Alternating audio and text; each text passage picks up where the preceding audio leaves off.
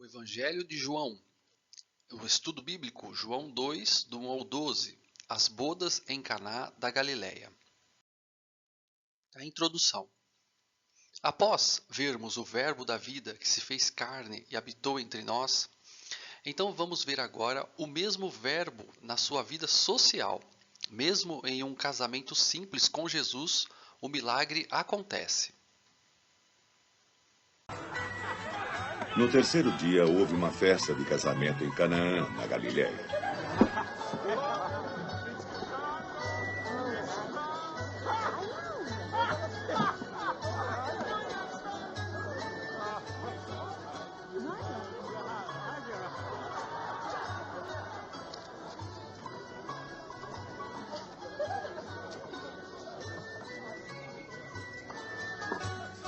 A mãe de Jesus estava lá. Jesus também tinha sido convidado para essa festa, junto com seus discípulos.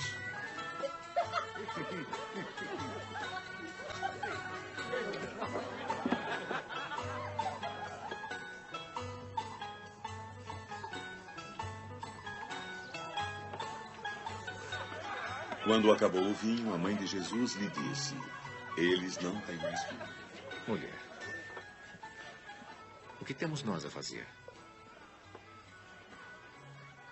Minha hora ainda não chegou.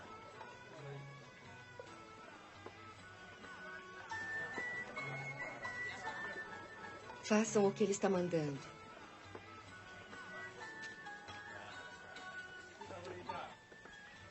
Os judeus tinham ritos de purificação, e para esse propósito havia 6 potes de pedra, cada um com capacidade para aproximadamente 100 litros. Encham com água esses potes.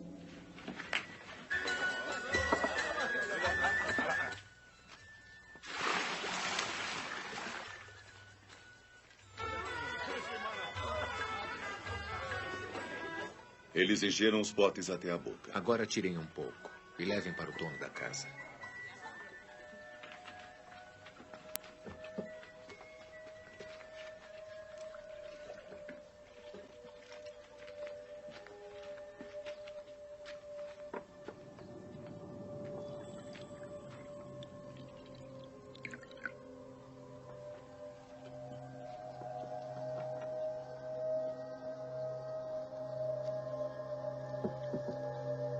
Então levaram ao mestre-sala a água que se transformara em vinho, e este a provou. Não sabendo de onde viera, se bem que o sabiam, os serventes que tinham tirado a água chamaram o mestre-sala ao esposo. Todo homem põe primeiro o vinho bom. E quando todos já beberam bem, então coloca o inferior. Mas você guardou até agora o bom vinho.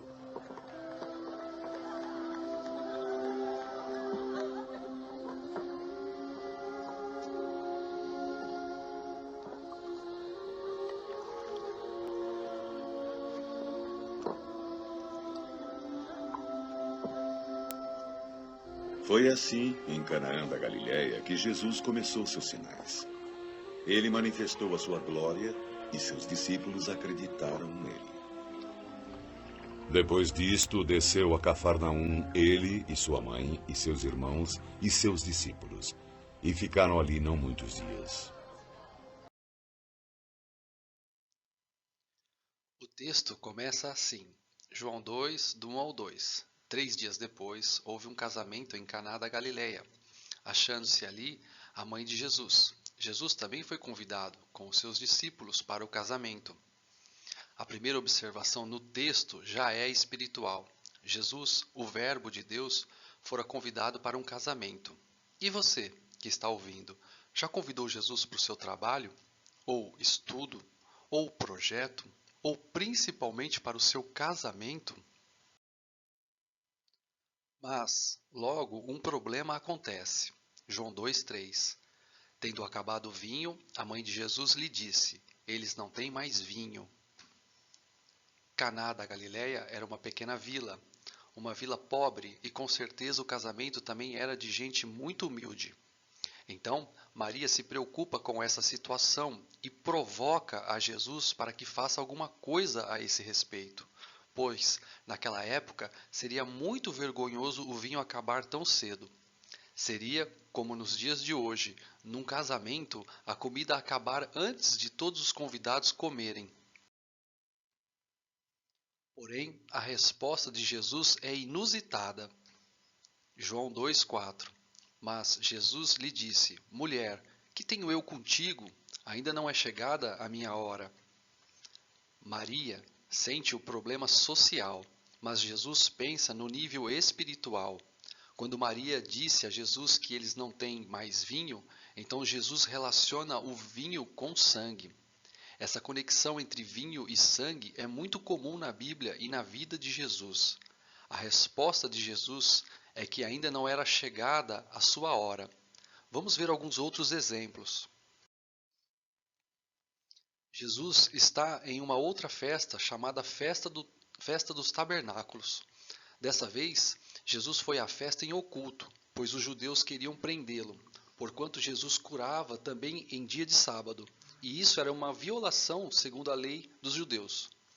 Ao se aproximarem dele, pois estava ensinando, o texto diz, João 7,30, então procuravam prendê-lo, mas ninguém lhes pôs a mão, porque ainda não era chegada a sua hora. Um pouquinho depois desse exemplo, está novamente Jesus ensinando, agora no templo. Ao dizer aos judeus que ele é a luz do mundo e que os judeus não o conhecem, e muito menos o seu Pai, eles se enfurecem e novamente o texto diz, João 8,20, proferiu ele estas palavras no lugar do gasofilácio, quando ensinava no templo, e ninguém o prendeu, porque ainda não era chegada a sua hora. Pouco antes de ser crucificado, Jesus está agora num monte chamado Monte das Oliveiras. Lá, ele está com 3 dos seus discípulos, na qual Jesus pede para que eles orem com ele, pois sua alma estava profundamente triste até a morte. Mas o texto relata que eles dormem por 3 vezes. E, logo em seguida, Jesus será preso. Então, o texto diz, Mateus 26, do 45 ao 46, então voltou para os discípulos e lhes disse, ainda dormis e repousais? Eis que é chegada a hora, e o Filho do Homem está sendo entregue nas mãos de pecadores. Levantai-vos, vamos, eis que o traidor se aproxima. Agora, voltando ao texto, João 2,3, tendo acabado o vinho, a mãe de Jesus lhe disse, eles não têm mais vinho. Mas Jesus lhe disse, mulher, que tenho eu contigo, ainda não é chegada a minha hora. Maria está preocupada com o problema terreno, vinho acabado. Jesus está preocupado com o problema eterno, o pecado do homem. Problema esse que ocasionaria o derramamento de todo o seu sangue, vinho, de suas próprias veias. Jesus, em seu ministério terreno, sempre teve como alvo, objetivo, cumprir a vontade do Pai. Certa vez, os discípulos de Jesus, vendo que ele não havia comido, mesmo depois de muito tempo, disseram, João 4, do 31 ao 34, diz assim, neste interim, os discípulos lhe rogavam, dizendo, Mestre, come. Mas ele lhes disse, uma comida tenho para comer que vós não conheceis. Diziam então os discípulos uns aos outros, ter-lhe-ia porventura alguém trazido o que comer? Disse-lhes Jesus, a minha comida consiste em fazer a vontade daquele que me enviou e realizar a sua obra. Esse modo completamente diferente de ver o problema de Maria e Jesus rende uma declaração muito forte. João 2,4 Mas Jesus lhe disse, mulher, que tenho eu contigo? Ainda não é chegada a minha hora. Maria pensava que estava numa posição privilegiada, sendo a mãe de Jesus. Mas ela era mãe da sua humanidade, corpo, e não mãe da sua divindade, verbo. Por isso, no quesito espiritual, ambos viam completamente diferente um mesmo problema terreno. Eles não têm mais vinho. Agora, pare e reflita comigo. Você já pensou em pedir algo para alguém que você julga estar em uma posição mais privilegiada com Jesus do que você? Quem sabe um pastor famoso, Um profeta que diz que tem o WhatsApp de Deus, pois o camarada acerta tudo? Ou você ouve falar daquele curandeiro milagroso e pensa, esse tá coladinho no cara lá de cima? Ou até mesmo o Papa. Será que tem alguém para interceder por nós junto ao Pai? É claro que a Bíblia mesmo responde a essa pergunta. 1 Timóteo 2,4 diz, porquanto há um só Deus e um só mediador entre Deus e os homens, Cristo Jesus, homem. 1 João 2,1 diz, filhinhos meus, estas coisas vos escrevo para que não pequeis. Se, todavia, alguém pecar, temos advogado junto ao Pai, Jesus Cristo, o justo. Em João 14,6 diz, respondeu-lhe Jesus, eu sou o caminho, e a verdade, e a vida. Ninguém vem ao Pai senão por mim. Não existe posição privilegiada quanto a Deus. Não existe barreira para isso, pois Jesus rasgou o véu do templo, ou seja, a sua própria carne, para que possamos igualmente se achegar a Deus por ele. O escritor aos Hebreus nos explica. Hebreus 10, do 19 ao 20 diz, tendo, pois, irmãos, intrepidez para entrar no Santo dos Santos, pelo sangue de Jesus, pelo novo e vivo caminho, que ele nos consagrou pelo véu, isto é, pela sua carne. Continuando o texto, Maria diz, então ela falou aos serventes, fazei tudo o que ele vos disser. Maria, ao compreender que não podia exigir nada de Jesus, toma uma atitude humilde e diz que devemos fazer o que Jesus mandar.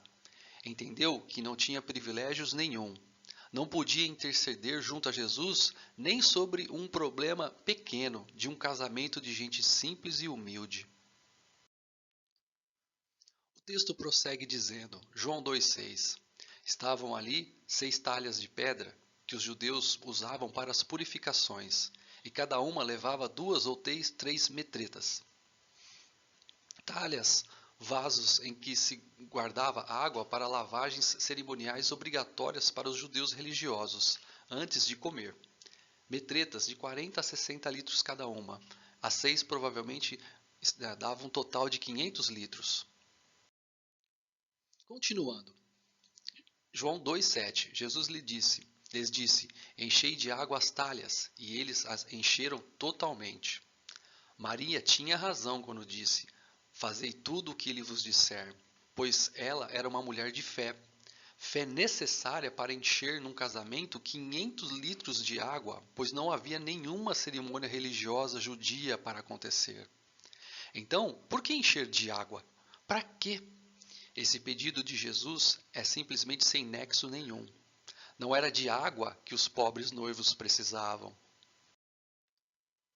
Novamente, precisamos relembrar que Jesus sempre enxerga no nível espiritual, e por isso seus pedidos normalmente ultrapassam a lógica humana. Certa vez, ao ir ressuscitar seu amigo Lázaro, que havia morrido há 4 dias, Jesus, ao chegar em frente ao túmulo, pede para retirar a pedra do túmulo, e Marta acha isso uma loucura. João 11, 39 diz, então ordenou Jesus, tirai a pedra. Disse-lhe Marta, irmã do morto, Senhor, já cheira mal, porque já é de 4 dias. É preciso fé para dizer, Senhor Jesus, faça da minha vida o que bem o Senhor quiser. Jesus lhe pedirá algo que está na sua mente eterna e espiritual. O modo de pensar e ver as coisas de Deus é muito superior ao nosso, e isso vai demandar fé. Em Isaías, Deus disse assim, Isaías 55, do 8 ao 9. Porque os meus pensamentos não são os vossos pensamentos, nem os vossos caminhos os meus caminhos, diz o Senhor. Porque assim como os céus são mais altos do que a terra, assim são os meus caminhos mais altos do que os vossos caminhos, e os meus pensamentos mais altos do que os vossos pensamentos. E o texto continua. João 2,8. Então lhes determinou, tirai agora e levai ao mestre-sala. Eles o fizeram. Imaginem os homens levando água para o mestre-sala provar, sabendo que era mesmo água que eles encheram as talhas. Mas aqui reside o ápice da passagem. Eles, pois, obedeceram ao Senhor e enquanto levavam a água, ela ia sendo transformada em vinho. E é assim que o milagre acontece, não impondo nada ao Senhor como se tivesse algum privilégio de posição com relação a Ele, mas sim fazendo tudo o que Ele nos disser. E o texto segue para o seu fim. João 2, do 9 ao 10. Tendo o mestre-sala provado a água transformada em vinho, não sabendo de onde viera, se bem que o sabiam os serventes que haviam tirado a água, chamou o noivo e lhe disse: Todos costumam pôr primeiro o bom vinho, e, quando já beberam fartamente, servem o inferior. Tu, porém, guardaste o bom vinho até agora. Aqui reside uma das maiores discussões teológicas já vistas. A água que Jesus transformou em vinho era alcoólica ou não? O que vocês acham? Eu poderia argumentar muitas coisas sobre o vinho daquela época aqui com vocês, mas não vou fazer isso, pois não é necessário. Nós já vimos a resposta nesse mesmo estudo de hoje, pois basta você pensar. Se Jesus relaciona o vinho com o seu sangue, então como você acha que era? O penúltimo versículo não deixa nenhuma dúvida. João 2,11. Com este, deu Jesus princípio a seus sinais em Caná da Galileia. Manifestou a sua glória e os seus discípulos creram nele.